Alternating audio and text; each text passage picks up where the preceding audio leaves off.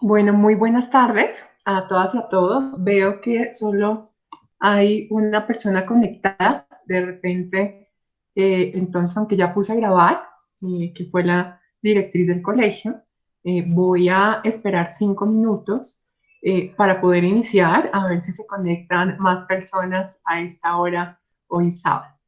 Entonces esperemos 5 minutitos, o si no, como queda grabada, pues de todas formas, pues dejo la charla aquí y si alguien pues estaría interesado después la podría consultar. Entonces vamos a esperar unos minutos.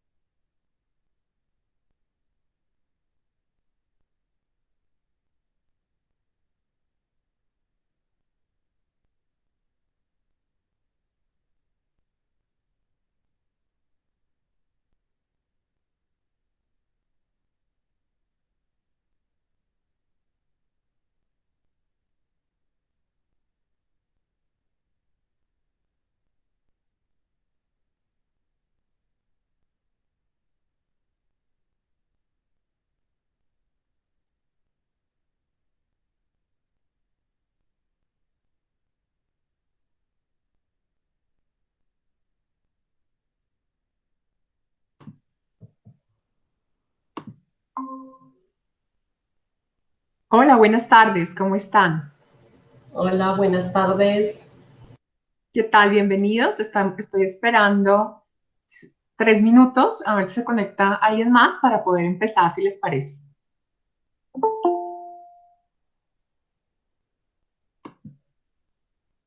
Perfecto. Muchas gracias. Creo que ahí, ok. Perfecto. Ahí, bueno, yo creo que vamos a empezar. Hola. Hola, muy buenas tardes, ¿cómo están? Bueno, pues muchísimas gracias por conectarse. Es un tema y tenía esta inquietud, es un tema que a veces no nos interesa tanto, pero espero que después de escuchar esta breve charla puedan estar más interesados en el tema y sobre todo en la problemática social que ha generado, digamos, todo este tema de la pandemia y principalmente los efectos que ha tenido en la población migrante venezolana. Entonces, pues vamos a iniciar. Hay 3 personas, pero creo que es suficiente para poder empezar. Entonces, yo quiero comentarles que vamos a empezar esta charla principalmente con 3 elementos fundamentales. El primero de ellos va a ser un contexto general. Quiero hablarles de lo que está sucediendo en América Latina relacionado con el tema de la migración. Posteriormente ya vamos a centrarnos en las cifras en el caso colombiano y en el caso, por supuesto, de la migración venezolana. Y posteriormente, perdón, podrían apagar un micrófono ahí, Carlos, por favor, podrías apagar tu micrófono porque se escucha, nos interrumpe la... Gracias, muy amable. Entonces les decía, y posterior a la situación, vamos a hablar sobre algunas conclusiones y algunas recomendaciones que podemos hacer como sociedad. Esta no va a ser una charla técnica, porque esa no es mi intención. Mi intención precisamente es poder sensibilizar e informar a nuestra comunidad aquí y allá sobre esta situación social que nos debe preocupar y nos debe interesar porque requiere toda nuestra solidaridad. Bueno, entonces quiero iniciar diciéndoles que hoy, 20 de junio, es el Día Mundial de las Personas Refugiadas. Entonces, quiero empezar haciendo digamos, resaltar esta fecha tan importante y hacer un homenaje a todos los millones de personas refugiadas en el mundo. Según el Alto Comisionado de las Naciones Unidas para los Refugiados, a la fecha tenemos más de 79.5 millones de personas desplazadas en el mundo, imagínense, por diferentes temas asociados a la persecución, a la violencia, al conflicto y en general a las violaciones masivas a los derechos humanos e infracciones al derecho internacional humanitario. De todas estas personas, de 79.5 millones de desplazados a nivel mundial, tenemos 26 millones de refugiados, 20.4 millones de refugiados bajo el mandato del ACNUR, otros 5.6 millones de refugiados palestinos, 45.7 millones de desplazados internos, 4.2 millones de solicitantes de asilo y 3.6 millones de migrantes venezolanos o refugiados venezolanos. Entonces, miren estas cifras, la magnitud de estas cifras, que nos indica que aproximadamente el 1% de la población del mundo está desplazada actualmente por diferentes razones, asociadas no principalmente a temas económicos, sino por motivos de violencia, han tenido que huir de sus países porque efectivamente no reciben la protección de sus estados. Entonces eso es muy importante que lo tengamos en cuenta hoy, el día, como les dije, el Día Mundial de los Refugiados. Entonces, teniendo en cuenta estas cifras y conociendo y reconociendo que Colombia fue un país que históricamente fue expulsor de población. Entonces recordemos que por más de 50 años, por más, digamos, de 50 años de conflicto armado y violencia, nuestro propio país ha expulsado por población fuera de su país. Hemos tenido migración por fuera del país, refugiados, asilados y por supuesto un número considerable de desplazamiento forzado interno, que de hecho actualmente, y bueno, si están asociados como o relacionados con este tema y si no lo están, pues infortunadamente continúan los desplazamientos forzados internos. Este año hemos tenido varios desplazamientos internos y en su momento Colombia expulsó a miles y miles de personas por el conflicto armado y por la situación también de violencia interna, ¿no? Asociada a temas de narcotráfico, violencia política y demás. Y todas estas personas, un gran número de personas fueron, inmigraron ¿a dónde? Hacia Venezuela, hacia muchos países de Latinoamérica, a Estados Unidos, pero también a Venezuela. Tenemos muchas personas venezolanas, ya primeras, segundas, hasta terceras generaciones que han vivido y que viven en Venezuela y que hoy, por consecuencia de la crisis política, económica y social en Venezuela, han tenido que regresar al país. Entonces, quiero plantearles que van a escuchar, digamos, a lo largo de esta charla, varios conceptos y varios elementos fundamentales. Les agradezco, si por favor podrían poner silencio, creo que hay un micrófono abierto. Carlos Sánchez, gracias, muy amable. Entonces, vamos a escuchar varios conceptos fundamentales, digamos que a lo largo de la charla. El tema de migración o el tema de movilidad humana, ¿sí? Y el tema de migración incluye tanto desplazados internos, migrantes, asilados, refugiados. Vamos a escuchar también el término de derechos humanos, ¿sí? Derechos fundamentales, dignidad humana. Vamos a escuchar también el tema, por supuesto, de pandemia COVID-19 y vamos a escuchar un elemento fundamental que es la democracia. Entonces, con este contexto que les hablo sobre hoy, estamos celebrando el Día Mundial de los Refugiados, quiero comentarles unos elementos muy preocupantes para unirlo con lo que ha sido la pandemia de COVID-19.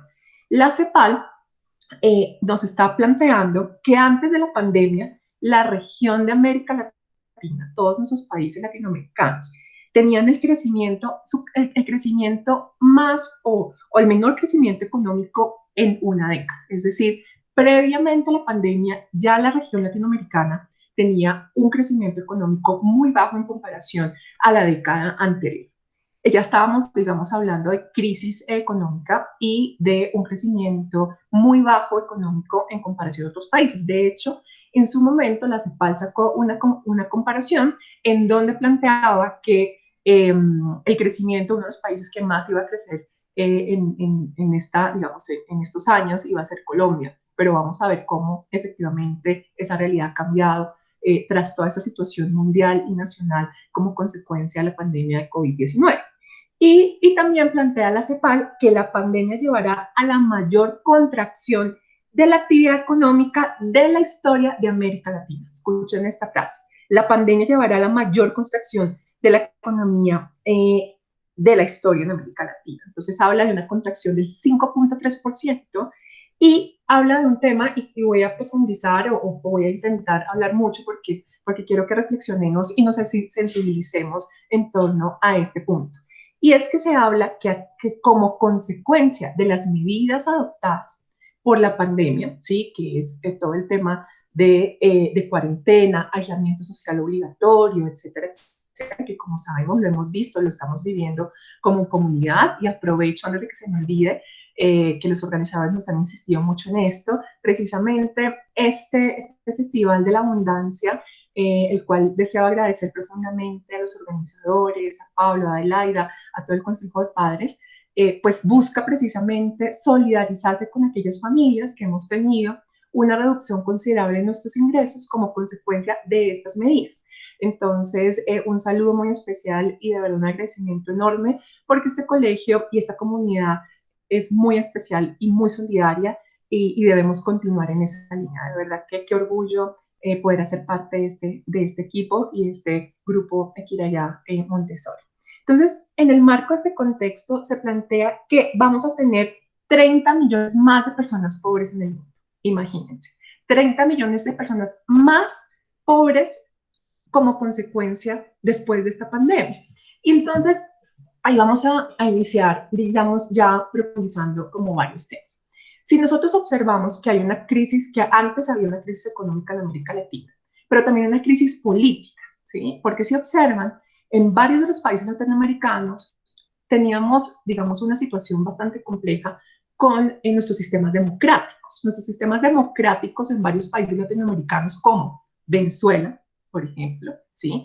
Pero también en Centroamérica podemos resaltar, por ejemplo, el caso de Nicaragua, ¿no? Y otros casos también particulares donde, pues, digamos, algunos estados muy débiles que no estaban brindando o no están brindando toda esa protección social necesaria para sus poblaciones, para sus ciudadanos. Entonces, si empezamos a observar esas limitaciones y esas debilidades de esos sistemas democráticos, más una situación económica débil, una contracción económica, digamos, importante, y a eso le empezamos a sumar estas situaciones y estas consecuencias de la pandemia, pues vamos a empezar a ver que esto se está transformando como en una bomba, ¿no? Y en una bomba social y en una dificultad enorme social y económica, que les digo de antemano que la única manera, digamos, con la cual o las políticas que fundamentadas no únicamente con temas, digamos, de solidaridad,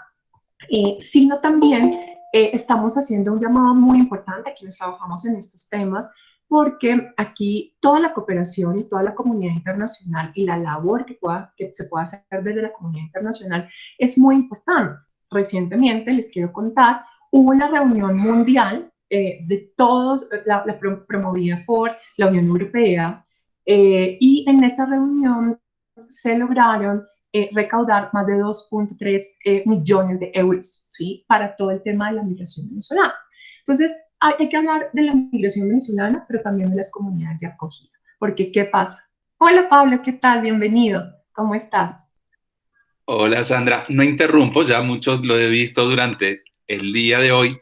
Bueno, Simplemente estoy pasando por todos los ambientes a saludar, a darle las gracias a todos por este día que está siendo estupendo, por la participación, por el compromiso y bueno, estoy viajando mucho en el ciberespacio agradeciéndole a todos y nos vemos a las 3 de la tarde y no quiero sacar el tiempo porque es súper importante el tema y un abrazo grande y nos vemos más tarde.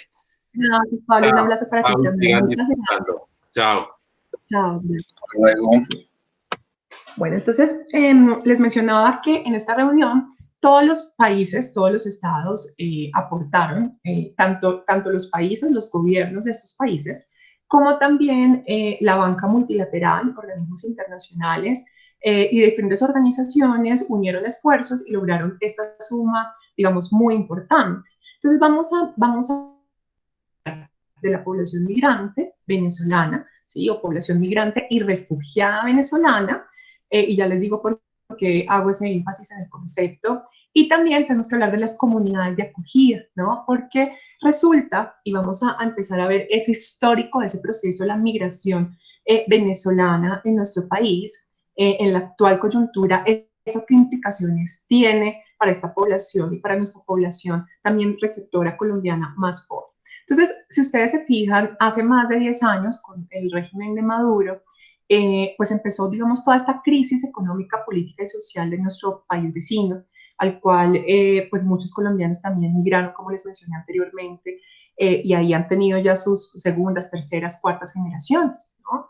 En este contexto, empezamos a recibir una primera migración con un mayor número, digamos, de venezolanos y venezolanas, con una capacidad económica de inversión, ¿no? Que también han invertido en nuestro país. Un caso que es muy típico es el de Farmatodo. Esta es una inversión, digamos, de venezolanos en nuestro país. Entonces hemos tenido como esa primera oleada de migración con una capacidad adquisitiva mayor.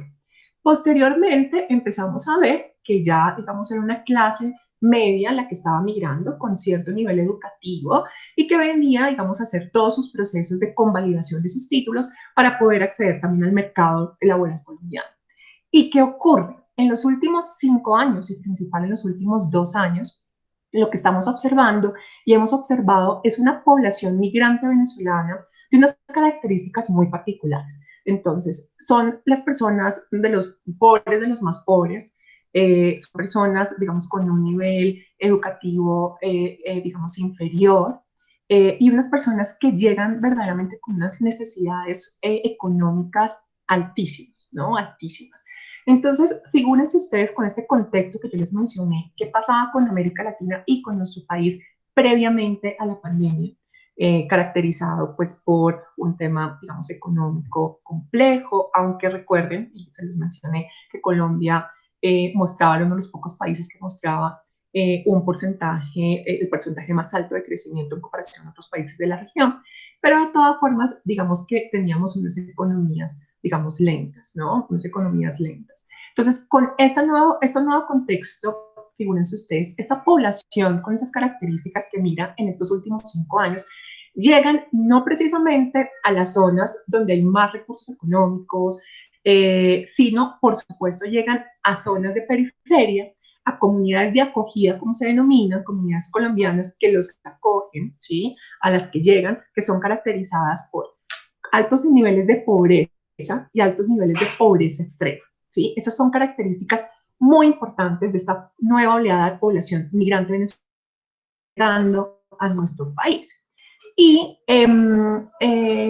se puede esperar un poco, perdón, hacer un comentario, pensé que era algo de esto. Y entonces, efectivamente, cuando llega esta población, ¿qué es lo que ocurre? Y ustedes han visto, y acá quiero enfocarme en unos nuevos elementos muy importantes. Y es que al llegar toda esta población migrante venezolana con altas necesidades, ¿sí? Altas necesidades económicas, de acogida, bueno, ellos migran principalmente porque huyen de una situación de violencia generalizada en su país, pero también de unas limitaciones económicas en sus derechos civiles y políticos, en sus derechos económicos, sociales y culturales, ¿no? Y deben efectivamente, no ha sido voluntaria su salida. Eso es muy importante que lo recordemos. La migración venezolana no sale porque desea salir. La migración venezolana no sale de su país digamos, por voluntad propia. La migración venezolana sale de su país porque ha sido obligada por el contexto tan complejo que tiene en el actual gobierno de Nicolás Maduro. Entonces, con esta salida, esta población totalmente desprotegida Llega entonces a estas poblaciones también con altos índices de pobreza y pobreza extrema, ¿no? Quiero citar, por ejemplo, no solo el caso de Bogotá, de nuestra ciudad, sino, por ejemplo, el caso del municipio de Soacha, nuestro municipio vecino, la ciudad de Bogotá. Este municipio tiene aproximadamente, según su alcalde, 1 millón de habitantes, todos en pobreza y pobreza extrema, imagínense. Y ha llegado más de 35.000 personas venezolanas a Soacha, por poner un ejemplo, ¿sí?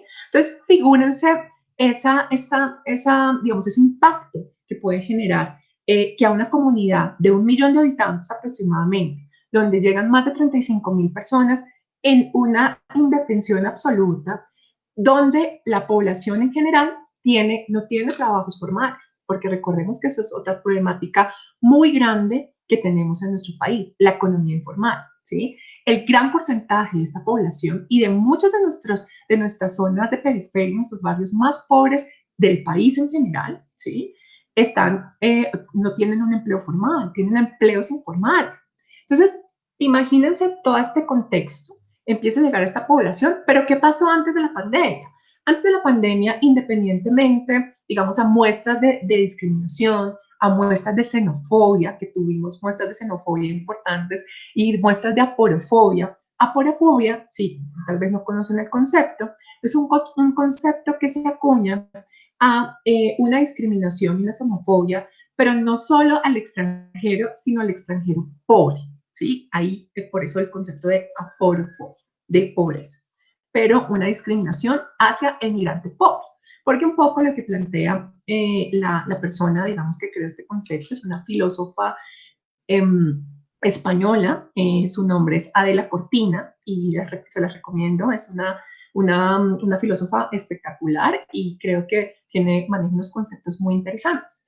Y ella habla precisamente que en general en el mundo, y esto es un paréntesis, pues nosotros no tenemos un rechazo, ¿sí? a la población migrante o los extranjeros que tienen recursos, ¿sí? O como lo dice jocosamente, a los monos altos de ojos azules.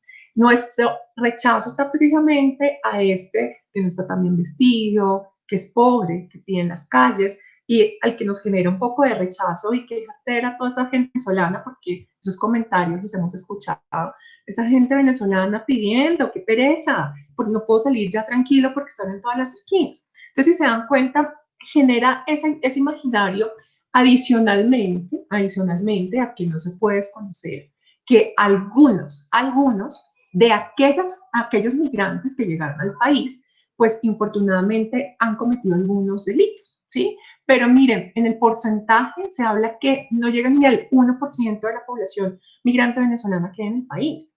Entonces, fíjense que uno tiene en el imaginario, y eso es el riesgo que corremos cuando hay esos imaginarios colectivos que nos llevan a decir digamos, a tener unos conceptos de todos los venezolanos son, no sé, son ladrones, todos los venezolanos incurren en delitos. No, es un porcentaje muy poco. Miren, la mayoría, y por mi trabajo, yo trabajo en una organización que se llama Amnistía Internacional y coordino toda el área de migración y derechos humanos para Colombia.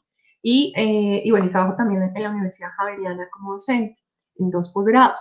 Y miren que esta situación ha sido tan compleja porque efectivamente, yéndonos, digamos, a las cifras, actualmente se plantea que hay más de 3.6 millones de venezolanos que han sido obligados a salir de su país. 3.6 millones de venezolanos.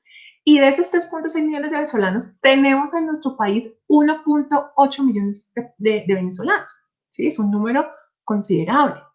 Un número considerable que nunca, y estoy segura de eso, digamos, y las personas que trabajamos en el tema, nunca nos lo imaginamos, estas personas migrantes venezolanas en necesidad de protección internacional, y ya les digo por qué se utiliza ese término, han llegado al país pues porque es la frontera más grande, tenemos más de 2.200 kilómetros de frontera, cuya frontera pues es muy amplia, es muy porosa, no se puede controlar toda, los puntos migratorios son 8 o 9, si no estoy mal, pero la población migrante venezolana no solo entra por los puntos migratorios autorizados, ingresa también por otras zonas, otros puntos, corriendo graves riesgos, por trochas, por caminos que les denominan caminos de la muerte, porque en ese trayecto de estas personas al llegar a nuestro país, ustedes no se alcanzan a imaginar los testimonios que hay tan desgarradores. Hay un tema que hay que estudiar y que estamos, digamos, en mora de poderlo estudiar, y es efectivamente cómo han desaparecido cientos de venezolanos y no se sabe qué ha pasado con ellos en ese proceso de migración al país, ¿sí? Entonces, cuando llegan acá, muchos, Colombia, digamos, juega un rol vital. Como es la frontera más grande, entonces cumple un rol de aquellas personas venezolanas que tienen una vocación de permanencia en su país. Hay unos que desean quedarse acá en Colombia, ¿sí? Porque no debemos olvidar que tenemos muchos retornados colombianos, ¿sí? Aquellas, como les mencioné anteriormente, aquellas personas que emigraron en la crisis económica, política, social, de violencia en Colombia, que fueron miles y miles, que en su momento están allá, que ya tienen primeras, segundas, terceras generaciones, que también están retornando. Entonces son venezolanos, pero con padres colombianos. Entonces miren que la relación es muy estrecha, entonces uno no podría dividir ese migrante venezolano porque no sabemos también si sus papás fueron colombianos o son colombianos. Igual eso no tendría nada que ver porque, digamos, hay un llamado a que cualquier persona migrante debe ser acogida de la mejor manera, porque no es fácil ser migrante en un país, ¿no? No es fácil adaptarse a una nueva cultura. Bueno, en este caso el idioma no es una barrera para ellos, pero por supuesto que enfrentan muchas barreras de acceso a salud, a educación, absolutamente a todo. Entonces les decía, hay los que tienen ese interés de vocación, de quedarse, de permanencia. Hay unos que se denominan pendulares, ¿sí? Y figúrense que tenemos una población migrante pendular muy importante, ¿sí? Porque pasan a abastecerse permanentemente en fronteras como Arauca, por ejemplo, en nuestro departamento de Arauca, y con el estado Apure. Y tenemos otra población también pendular que pasa y regresa, para abastecerse en toda la frontera con norte de Santander, ¿sí? Entonces, esto es una población que va y viene, digamos, de manera permanente. Y adicionalmente tenemos una población que va en tránsito, ¿sí? Esta población que va en tránsito, que necesita o que busca pasar el país para llegar, por ejemplo, a Ecuador y a otros países de la región, ¿sí? A otros países del Cono Sur, por ejemplo. Entonces, somos un país receptor de movilidad permanente, ¿sí? Y de tránsito. Entonces, con este panorama y que veíamos independientemente de estas muestras de xenofobia, purofobia, discriminación, veíamos, digamos, una luz en la medida en que miren qué interesantes estas cifras. Según Confecámaras, que sacó un informe antes de que empezara toda esta situación, hablaba sobre las bondades de la migración venezolana en el país, ¿sí? Unas bondades muy, muy importantes, porque decía, hay muchos temas que los colombianos ya no quieren hacer, hay muchos trabajos que ya no les interesa hacer. Por ejemplo, ustedes qué se imaginan, el campo.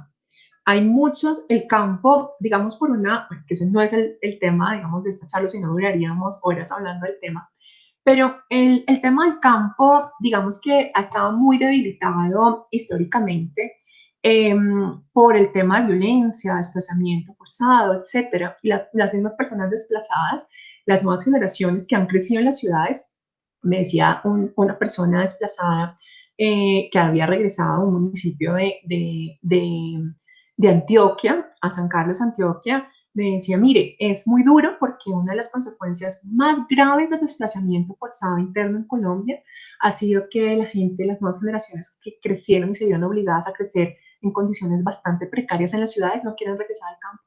Yo me regresé, era un señor mayor, un adulto mayor. Yo regresé porque amo el campo y creo que debemos apostar a la producción en el campo, pero mis nietos, mis hijos, no les interesa regresar porque ya su cultura se ha roto, su cultura y ese vínculo con el campo se ha roto, ¿sí? Y ahora, por ejemplo, uno de los temas que él decía, ahora mis nietos me dicen, pero abuelo, ¿yo qué voy a regresar si ya no hay señal de celular? Allá no puedo comprar X o Y. Entonces, miren que eso cambia, pero eso tiene un impacto y un significado enorme en la cultura del campo de nuestro país, ¿no? Y ha tenido históricamente unos impactos muy complejos y, digamos, muy graves. Entonces, al no tener personas tan interesadas de quedarse en el campo, tras las limitaciones también que hay de apoyos, digamos, de políticas públicas integrales, verdaderas, que apoyen el campo. Entonces, figúrense ustedes esos nuevos impactos que generan, y les voy a poner un caso en el tema del café. Cada vez menos teníamos personas colombianas interesadas en la recolección del café, cuando fue en su momento digamos, una actividad muy importante, ¿no? Voy a hacer un paréntesis, quiero leer dos comentarios. Dice Carlos Sánchez: muy importante que este Festival de la Abundancia del colegio hubiese abierto ese espacio de reflexión sobre la compleja relación Colombia-Venezuela y esta aún más compleja migración forzada. Gracias, Alicia Stephanie, dice: gracias por compartir esta visión de la realidad. Gracias a ustedes por interesarse y sí, gracias por abrir este espacio para un tema que tal vez no es tan conocido por todos, pero que es muy importante. Gracias por los comentarios. Vuelvo entonces al tema. Y entonces el tema del café es un ejemplo, ¿sí? Entonces, muchas personas migrantes venezolanas, ¿sí?, estaban dispuestas a trabajar en los cafetales para la recolección del café, porque los colombianos ya no lo querían. Los ejemplos, digamos, del campo que se estaban viendo según Confecámaras y otras personas que, pues, que hemos estado como estudiando el tema, que se podrían interesar y que la migración venezolana podría representar una oportunidad para poder trabajar en el campo, ¿sí? Ahora bien, con esto hay unas cifras interesantes. Entonces se plantea que de ciertas edades, digamos de las edades hasta los 18 o 25 años, miren qué interesante, el migrante venezolano que ha llegado al país tiene un nivel de educación primaria más alto que el nacional colombiano, entre ese rango de edad.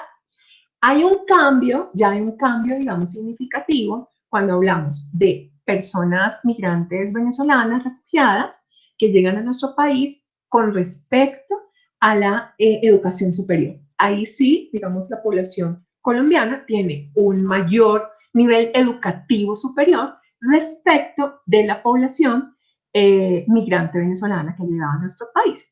Entonces, esto también nos puede indicar que efectivamente, digamos, que podrían tener unos espacios importantes en algunas economías o ramas de la economía donde nosotros no estaríamos interesados en trabajar, y el migrante venezolano que estaba llegando muy joven, está llegando a edades muy jóvenes, tenían, digamos, esta potencialidad también de poder pues tener, digamos, familias acá. Entonces iba a empezar a generar a largo plazo un crecimiento económico. ¿Por qué creen?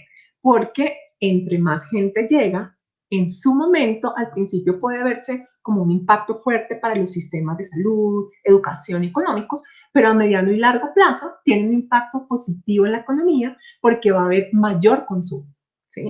Entonces, fíjense que en esto estábamos todos como positivos, como intentando efectivamente profundizar, acoger, incluir a la población. Ahí hay unos conceptos interesantes, y cuando hablamos de inclusión es efectivamente porque esta población se incluye dentro de nuestra sociedad, los acogemos como pares, como parte de nuestra sociedad, digamos, a diferencia de la asimilación. La asimilación es lo que vemos, por ejemplo, en Nueva York o en Francia o en otros países donde llegan grandes migraciones, principalmente africanas en esos países, ¿sí? Africanas, y no se logran incluir dentro de la sociedad, sino que forman guetos, ¿sí? Entonces uno ve que uno no lo comprendía o no lo comprende, y cuando observa, por ejemplo, no sé si ustedes recuerdan, hace hacia 2005, se presentaron unas fuertes protestas en Francia, en París, y digamos, muchos analistas lo que planteaban es que esto no nos debería, digamos, sorprender, porque estamos hablando, miren, de hijos de migrantes y refugiados que ya son franceses, ellos ya son franceses, pero están totalmente excluidos de la sociedad, ¿sí? Y lo que están diciendo, están protestando, ¿sí? Infortunadamente no de manera pacífica, pues la violencia nunca es la herramienta, por supuesto, pero era, digamos, como ese sacar toda esa opresión y toda esa exclusión que habían recibido por tantos años. Imagínense ustedes pensar que sus padres habían llegado a un país hacía 20 años, 25, 30 años, y que seguían hablando su idioma, no hablaban bien francés, que no se insertaron a la sociedad, pero que adicionalmente sus hijos no tenían las mismas oportunidades que los franceses de padres franceses. Entonces, ese tipo de situaciones estábamos tratando de pensar muy bien de cómo incluirlos dentro de la economía, a los refugiados venezolanos, cómo poderlos incluir, cómo poder que generen un valor agregado y aprovechar su potencial como seres humanos y también como profesionales, por supuesto. Pero, ¿qué pasa con la pandemia? Y acá quiero, digamos, que meter o analizar más profundamente esa situación. A raíz de la pandemia, como hemos observado, e infortunadamente, no solo en Colombia, sino en la generalidad de los países latinoamericanos, se han develado y se han mostrado que creen todas las debilidades de los sistemas económicos, de los sistemas de salud, de los sistemas de protección social de todos nuestros países latinoamericanos. Y Colombia no ha sido la excepción. Si no veamos en las noticias, ¿sí? O en los medios de comunicación escritos, cómo infortunadamente barrios repletos en Bogotá y en otras zonas, barrios repletos de casas con trapos rojos, indicando el hambre, indicando que no tenían recursos, indicando que no tenían mercado, indicando que estaban aguantando hambre. Esta situación no ha cambiado todavía, les quiero contar. En este caso, y yo los llamo para que desde donde uno pueda, de verdad, pueda ayudar. En este momento lo que más se necesita, y una muestra, repito, a otro nivel, pero una muestra es este Festival de la Abundancia, porque lo que se necesita es solidaridad en este momento. Y con esas pequeñas muestras de solidaridad, digamos, en casa, mi esposo y yo hemos tenido la posibilidad de hacer como en lo personal, no desde nuestros trabajos, sino en lo personal, así como nos han ayudado, nosotros también queremos ayudar, y es pudiendo hacer colectas, etcétera, porque la necesidad es tan grande y el hambre es tan grande que eso es lo que se está develando ahorita. O sea, la inequidad de nuestros países latinoamericanos, la inequidad y la desigualdad en Colombia es enorme. Somos considerados los países más inequitativos de la región y del mundo, más inequitativos, no más pobres, que es diferente, ¿sí? Pero más inequitativos. Pero sí, la CEPAL y las cifras que yo les daba en la CEPAL hace un rato indica que vamos a tener 30 millones de personas pobres adicionales a las que ya teníamos en el mundo por la pandemia, por la recesión económica que vamos a tener, que se plantea que va a ser de unas dimensiones enormes. Entonces, figúrense qué es lo que va a pasar en nuestro país, que si nosotros y en el marco, y esto lo quiero resaltar porque a nuestros hijos les han enseñado esto y eso me encanta, los objetivos de desarrollo sostenible, ¿no? Entonces, figúrense que esta agenda, esos objetivos de desarrollo sostenible, que es una agenda donde todos los países pactan unos puntos, en este caso 16 puntos, para que efectivamente todos los gobiernos y todos los estados nos concentremos en poder salir de la pobreza, en disminuir la muerte infantil, en reducción de la violencia contra la mujer, etcétera, etcétera, etcétera, ¿sí? En este contexto y en estos contextos, ¿qué va a pasar con esos objetivos de desarrollo sostenible? Si la agenda de cumplimiento era para 2030. En 2030 esperábamos efectivamente que nuestros países, ¿sí? Esperábamos que en el caso de Latinoamérica podríamos salir de la pobreza extrema y disminuir en un 50% la pobreza, la pobreza. Eliminar pobreza extrema y reducir en un 50% pobreza. Entonces, figúrense ahorita, todo cambia. Es que, y esto muestra, y también quiero hacer una reflexión, esto muestra también, llevándolo a unos planos personales, ¿no? En la cotidianidad, esto lleva también a reflexionar sobre lo frágiles que somos, ¿no? Sobre replantearnos en lo que nos hemos estado enfocando en nuestra vida cotidiana, en nuestra vida familiar, en nuestra comunidad, y pensar mucho más allá. Porque figúrense esto nadie se lo esperaba y esto nos ha cambiado realidades a muchas familias, a muchas personas. Muchos de nosotros somos absolutamente bendecidos, independientemente si se nos hayan reducido o no nuestros ingresos por negocios cerrados, etcétera, etcétera. Pero en comparación a otra población que de verdad no tiene que comer, y pensar que esta población que había pasado la pobreza digamos, ya a un nivel mayor, y que vamos a empezar a tener un retroceso, y que se plantea que nuestra región va a tener un retroceso en muchos aspectos de más de 10 años nuevamente. Eso nos debe llamar a que como comunidad, como familias, como ciudadanos, efectivamente empecemos a ser más solidarios, a no solo enfocarnos en nuestro pedacito, digamos, de qué felices somos, tenemos un techo, tenemos comida, sino cómo podemos compartir esto, no solo materialmente, sino en esto, en estos intercambios, que podamos hacer reflexiones, que podemos unirnos para poner, digamos, como poner un granito de arena, que entre grano y grano pues podemos hacer, digamos, una gran playa, digamos, de aportes. Entonces, figúrense ustedes que con este contexto y este proceso, hoy que nos encontramos, que toda esta población refugiada venezolana en nuestro país o migrante en necesidad de protección internacional, ¿sí? Está aquí luchándola en la informalidad, la mayoría dedicados a la informalidad.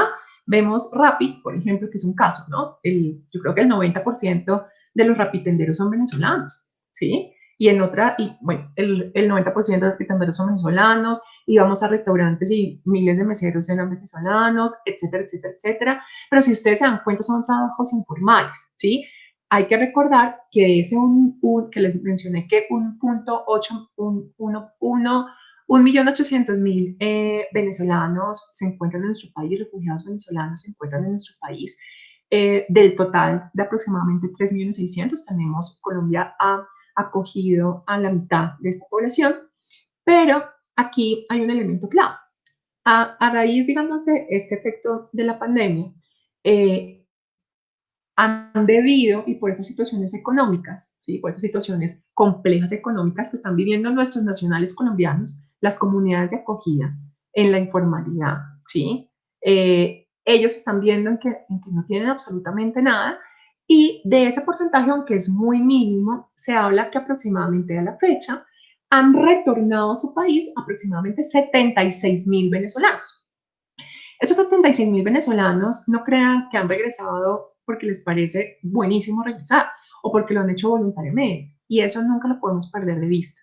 Yo siempre he pensado que hablar que un migrante, en este caso un migrante venezolano, el refugiado venezolano, regresa de manera voluntaria, no es adecuado, porque cuando tú no tienes opciones de vida, eso no se puede hablar de voluntariedad. Cuando tú no tienes opciones, cuando tú no tienes posibilidades de darle a tus hijos comida, de tener unos mínimos, de garantizar como tu dignidad humana, ¿sí? Los mínimos vitales de vida, pues tú no puedes hablar que es voluntario regresar. Muchos de ellos regresaron porque allá decían, pues nosotros tenemos un techo, ¿sí? Pero ¿qué ha sucedido? De ese mínimo porcentaje que ha regresado y que seguirá regresando, aunque, ojo, infortunadamente, el gobierno venezolano ha impuesto nuevas restricciones para el regreso de sus propios connacionales, para el retorno de sus propios connacionales, que eso no tiene presentación alguna, porque, digamos, internacionalmente, en el derecho internacional de los derechos humanos y en el derecho internacional de los refugiados, pues hay unos elementos fundamentales, ¿no? La no devolución, la no repatriación, el retorno debe ser voluntario, y en este caso no lo es, que es un contexto bastante complejo económico, pero en todo caso, tanto los países de acogida, ¿sí? Tanto estos países de acogida deberían mostrar todo su interés, ¿sí? De poder brindar todos los elementos, de brindarles todas las herramientas para poder acceder a absolutamente todo, que eso es muy importante, pero su país de origen, en este caso Venezuela, debe brindar todas las garantías para que esta población migrante venezolana pueda retornar de la mejor manera, de la manera más segura, sobre todo en el marco de una pandemia, ¿sí? Donde pueda garantizar su salud, pero donde pueda llegar digamos, a una cuarentena obligatoria, pero no en condiciones deplorables como lo han manifestado a las mismas personas venezolanas que han debido retornar.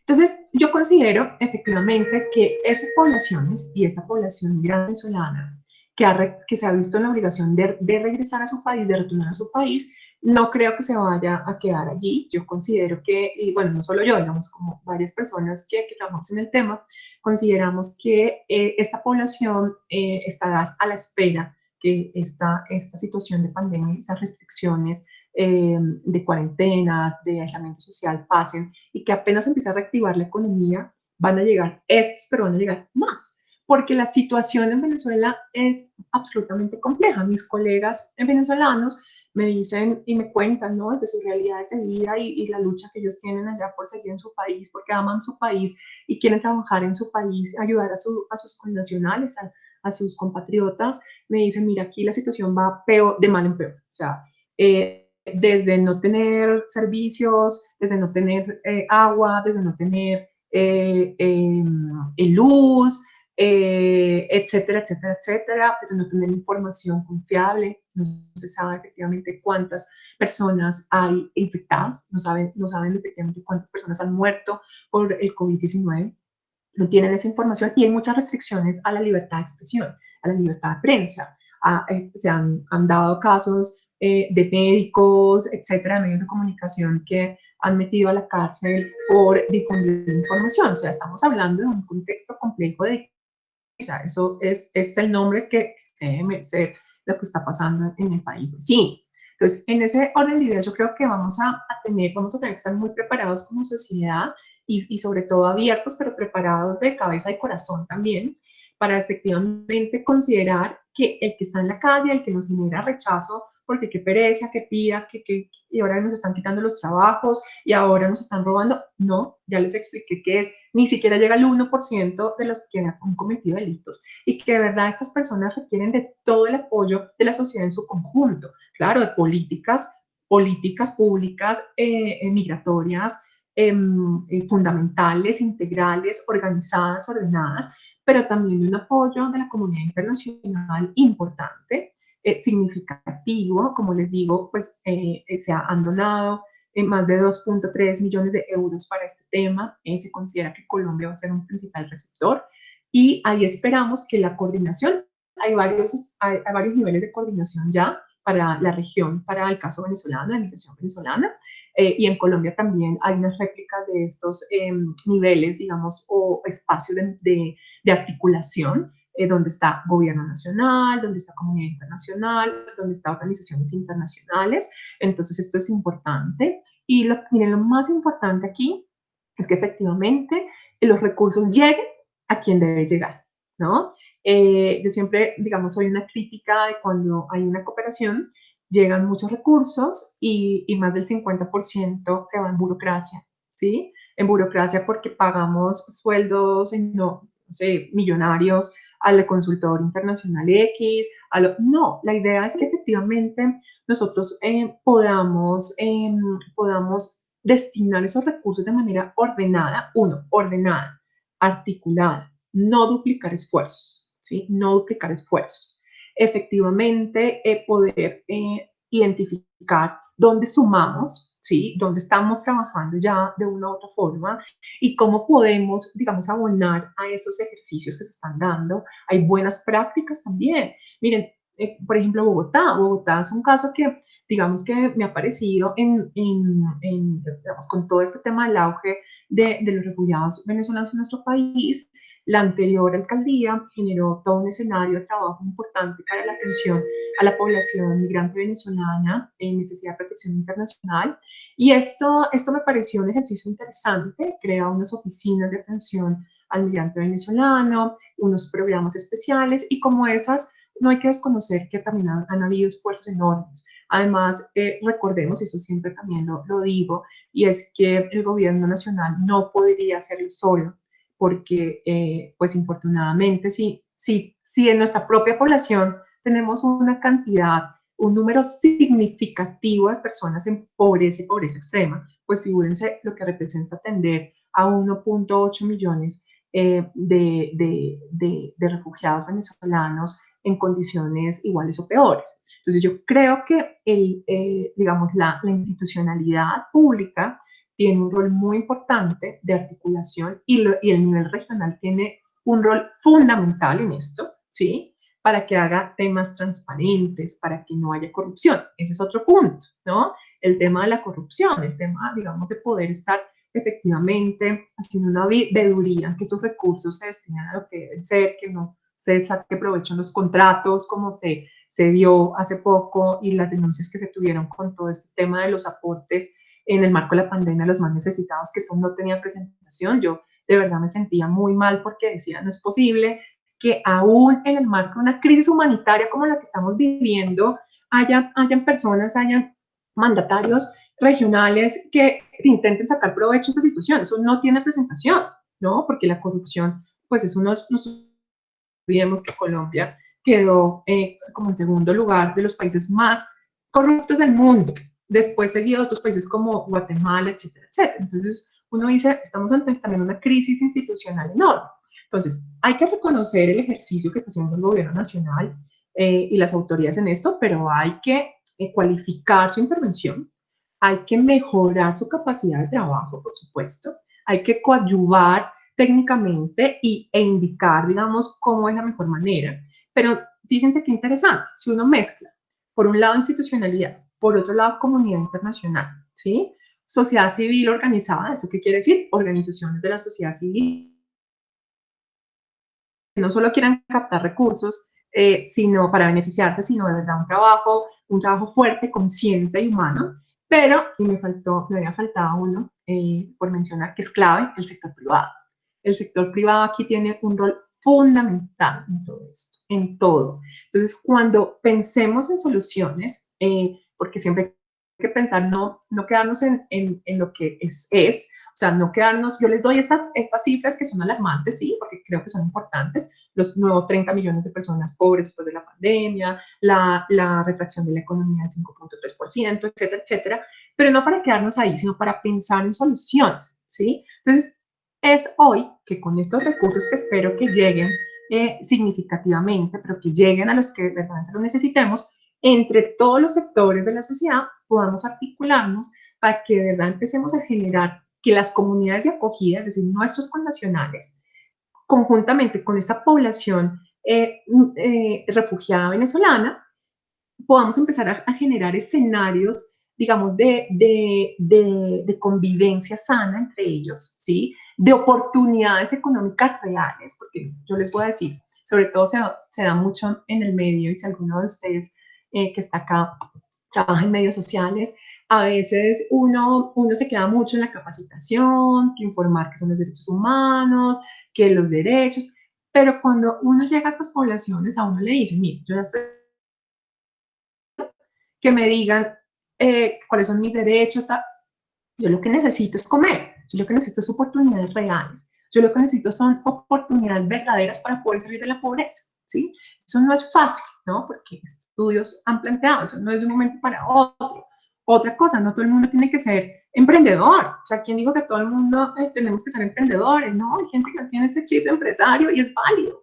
Pero ¿cómo efectivamente podemos hacer escenarios para los que pueden ser emprendedores, pero para los que pueden ser excelentes empleados en X o Y escenario? ¿Y cómo podemos, en vez, porque miren, acá hay un elemento clave, cómo no generamos, a diferencia de generar unión, evitar conflictos, conflictividad social, que se genera mucho en estas comunidades, por la lucha de recursos. Cuando los recursos son escasos, hay mayor conflictividad social. Cuando los recursos son escasos y yo llego a una comunidad pobre, yo también soy pobre, ¿sí? Y estoy rechazado porque soy extranjero, porque soy migrante, porque tengo una carga ya allí que me genera ese rechazo con esa población. Y estoy luchando por esos recursos escasos, pues figúrense lo que eso se genera, es una bomba de tiempo. Entonces, ¿qué tenemos que hacer ahí? ¿Qué tenemos que hacer ahí? Pues apoyar no solo obviamente al refugiado venezolano, sino por supuesto de igual manera a la comunidad receptora pobre colombiana. Si nosotros llegamos a generar esos escenarios de trabajo articulados y conjuntos, donde podamos generar procesos organizados, donde la comunidad conoce las necesidades, donde se brindan oportunidades, digamos, se equiparan esas oportunidades a ambas poblaciones. Pero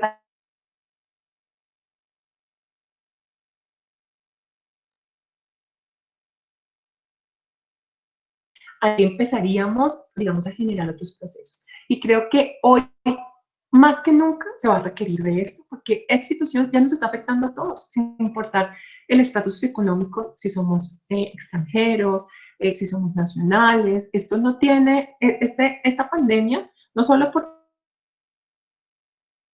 a cualquiera, sin importar su nacionalidad, color, raza, religión, etcétera, sino las consecuencias económicas de esto, la crisis económica y social, pues tampoco va a haber, no somos ni nada, pero por supuesto, pues va a afectar principalmente a los que ya estaban en pobreza y pobreza extrema. Bueno, acá tenemos otros comentarios, dice, eh, bueno, a ver, Carlos plantea, sería muy bueno poder organizar pronto un taller o simposio para desmenuzar muchos de los asuntos tocados en esta charla y las acciones y roles que debemos repensar para este nuevo escenario a largo plazo. No esperar a que nos manden recetas de afuera. Excelente, estoy totalmente de acuerdo, Carlos, y con mis ideas nos unimos y lo podemos organizar. Carlos Romero, es bueno ir cerrando y si hay preguntas, bueno, gracias. Y Diana Dugalán, Sandra, muchísimas gracias por la visión y la invitación a reflexionar. A mí sí me gustaría contribuir desde lo que puedo. Trabajo con la comunicación no violenta, excelente, Diana. Círculos restaurativos, maravilloso. Te dejo aquí mis datos. Excelente, Diana. Bueno, efectivamente, pues miren que en conclusión y cerrando, y gracias a mi esposo, que es el que me hace ese llamado, Carlos Romero, que a veces me encanta el tema, me apasiona y hablo y hablo, hablo y hablo. Efectivamente, es ahora, es cuando podemos empezar a buscar. Me parece excelente, Carlos Sánchez, que podamos, digamos, como charlarlo, discutirlo y poder generar, digamos, este tipo de reflexiones, pero acciones. Miren, ya he estado como en varios seminarios, estuve como en otros seminarios también participando internacional. Bueno, han habido miles de seminarios online de este tema. Sin embargo, siento que debemos pasar ya a la acción, ¿no? A la acción, ya empezar a ver cómo vamos a trabajar. Quiero decirles que hay un plan de trabajo nacional para este tema, pero cómo vamos a empezarlo a materializar y cómo desde diferentes espacios lo podemos lograr y cómo, y quisiera cerrar con esto, con esta reflexión, y es les mencionaba sobre los objetivos de desarrollo sostenible que tanto nos han compartido en el colegio, en la comunidad de Quirayá, a nuestros niños, y es que ahora vamos a tener que trabajar más duro porque vamos a ver que va a haber un retroceso y unas limitaciones para poder cumplir esa agenda en 2030 y con estas nuevas situaciones y contextos económicos de crisis mundial, vamos a ver que va a ser mucho más difícil salir de la pobreza y la pobreza extrema, pero que no va a ser imposible, pero todo va a depender de lo que hayamos aprendido y los aprendizajes que podamos aplicar de esta situación. No podemos continuar, y ahí quiero expresar otra opinión muy personal, y es que no podemos seguir comportándonos como lo que ocurrió ayer, ¿sí? Como lo que ocurrió ayer con esto del IVA, del día sin IVA, donde todo el mundo salió como loco a comprar sin medir nada, y yo me pregunté, me puse, estaba muy, muy triste, bueno, y en chats que tenemos como de trabajos, de amistad, profesionales y eso, decíamos, ¿qué hemos aprendido de esta pandemia? ¿Acaso estas restricciones sociales, de contacto social, de limitaciones económicas más graves para unos que para otros, de hambre? ¿Esta situación nos ha generado alguna reflexión? ¿Nos ha tocado alguna fibra dentro de nosotros? ¿O no ha generado absolutamente nada porque la primera oportunidad salimos a consumir locamente? ¿Sí? Y ojo, los que salieron a consumir locamente, que observamos en estas tiendas de cadenas gigantescas, no era precisamente los estratos 5 y 6, eran estratos 3, 4, ¿sí? Y decimos, bueno, ¿por qué está pasando esto? Y hablaban algunos expertos, decían, no, pues es que el endeudamiento aumentó, entonces pensaba, ¿por qué no hay esa posibilidad de poder efectivamente, digamos, priorizar necesidades y medir y por qué no nos podemos controlar? Entonces, creo que ese es un tema que debemos empezar a expresar y a organizar y a reflexionar desde nuestras familias, con nuestros hijos, con nuestros círculos, a ser más conscientes, a ser más incluyentes y a ser más solidarios. Creo que esta sería mi reflexión. Quisiera saber, muchas gracias, Carlos. Acá tengo tus datos, los voy a guardar, por supuesto. Igual que los de Diana, y muchas gracias de verdad por su participación. Quiero preguntarles si efectivamente hay alguien, algunos que deseen mencionar algo, que deseen, digamos, participar o alguna pregunta o comentario que tengan. Si lo quieren hacer por escrito para finalizar o...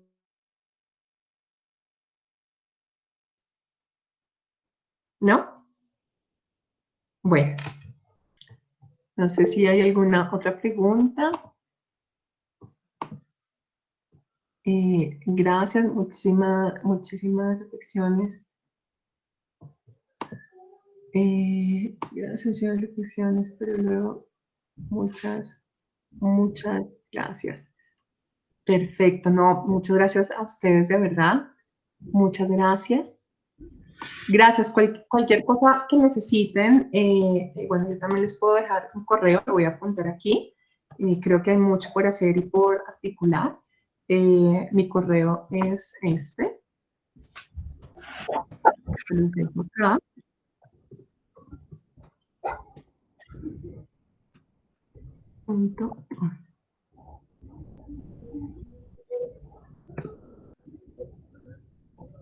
Perfecto. Bueno, muy bien. Entonces, si no es más, yo creo que como bien lo dice Carlos Sánchez, pues acá hay mucho por hacer y de cada uno de estos temas planteados, pues hay muchos más, porque este tema es pues tan apasionante y tan necesario, hay tantas necesidades pues que no se curan en una charla y que hay que pasar, como les digo, de las reflexiones a las acciones y a la solidaridad y apoyo. Muchas gracias a todos. Saludos. Gracias, Sandra. Gracias a ustedes, muy amables. Gracias. Muchísimas gracias. Gracias, chao.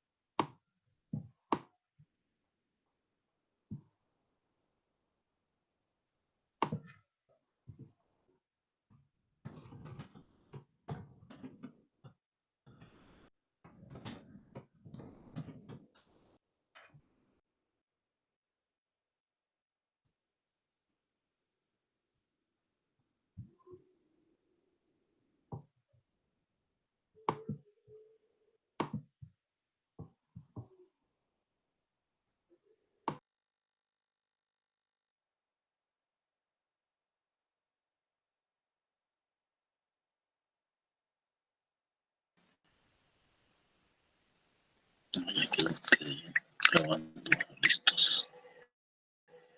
Voy a ver este espacio